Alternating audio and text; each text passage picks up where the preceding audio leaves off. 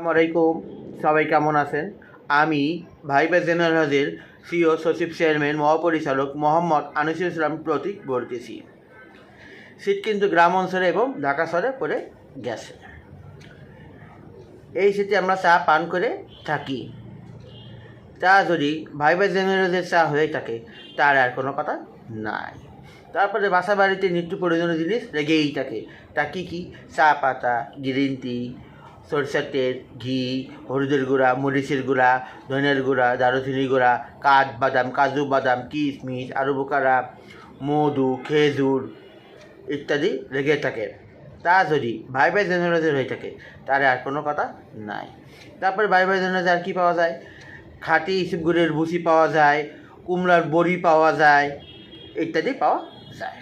তারপরে এই শীতে আমরা ভাইবার জেনারেল নিয়ে আসছে মানিকগঞ্জ এবং জিটকার ঐতিহ্যবাহীর হাজারি গুড় এবং খেজুরের গুড়। তা যদি ভাইবার জেনারেলের গুড় দিয়ে যদি পিঠা বানানো হয় তার আর কোনো কথা নাই।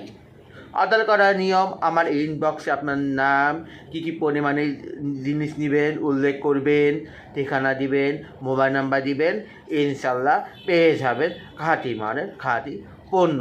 সবাই ঘরে বসে অর্ডার করবেন। আসসালামু আলাইকুম।